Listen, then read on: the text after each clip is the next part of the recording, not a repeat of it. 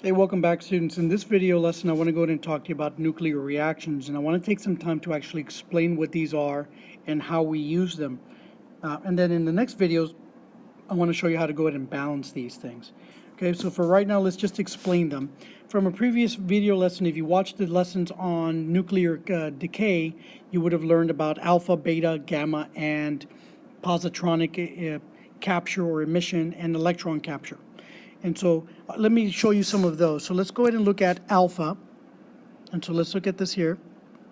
If I look at the alpha decay is the one that involved the alpha particle. And this alpha particle was actually equal to the following. It was actually a helium atom. And oftentimes we just call it the alpha particle, so we can use this interchangeably. But let me give you an example of a nuclear reaction. And remember from the video where I talked about looking at isotopic notation as well as radioactive decay, the reason that we have these equations here is, or we use these equations, that the ones I'm about to write, is because it shows you how a unstable isotope is able to break apart into smaller parts and become a little bit more stable. So here's an example. Let's say that we take a 210, polonium 210, and it's going to have a 84 here, and it's going to break down into the following. It's going to break down into lead 206. Okay, so it's Pb, and it's going to generate a helium atom, what we call the alpha particle. Okay, so here's the nuclear reaction.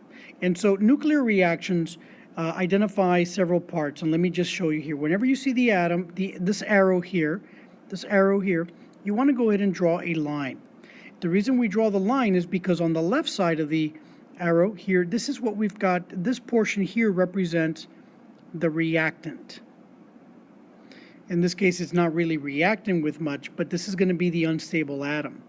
And on the right side here, this is what we call the products, or what's being formed. And so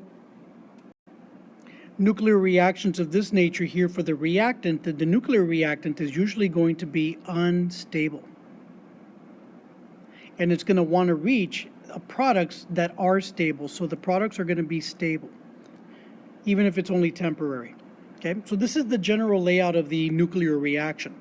What we want to know and do here in the next couple of videos is show you how to go ahead and balance these. So this is alpha. This is an example of an alpha nuclear reaction on the degradation or the disintegration of polonium 210. Let me go ahead and show you a beta example here in the next couple, and then you get to see a different version of this. So here's a beta decay or beta emission. So let's get rid of some of the stuff we don't need. We don't need this stuff here, and we don't need this stuff here, so let me erase that. Again, I'm going to leave the stuff at the bottom because we are going to go from unstable to stable. So let's look at beta emission at this time, beta decay. So beta decay is going to be where you're going to emit, you're going to lose an electron. So here's where you're going to lose an electron from the nucleus, okay? So during the decay. And an example of this would be what happens to carbon-14. So carbon-14 goes from this version. Carbon-14 is an isotope of carbon. Normal stable carbon is carbon-12. But in this particular case, carbon is going to decay, and it's going to turn into 14,7 nitrogen, and it's going to release a beta particle, which is going to be this one here. Notice here, because carbon is at 14, normally the mass of a stable version of carbon is going to be carbon-12. This is the unstable version of it. Okay, so this unstable part is here, this located here. So when this decays, it actually goes to nitrogen, and a stable version of nitrogen is going to be 14, a mass of 14.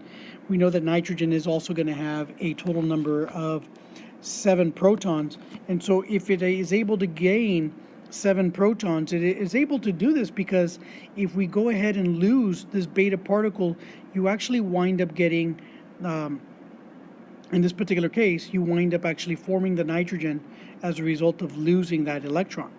And so this becomes a little bit more stable in the end. And so the stable atoms here in this particular case are right here. All right? And so here's two examples that I've shown you here for an alpha and beta decay. All I really wanted to do is show you the different parts of it. Notice that we have the reactants or the unstable portion over here on the left, and on the right you've got the stable products that are being formed. This is true for the beta decay, this is also true for the alpha decay, and you'll see that that's true for very many other reactions, not just nuclear reactions here in the course. So if you haven't already done so, go ahead and subscribe, and we'll see you in the next video.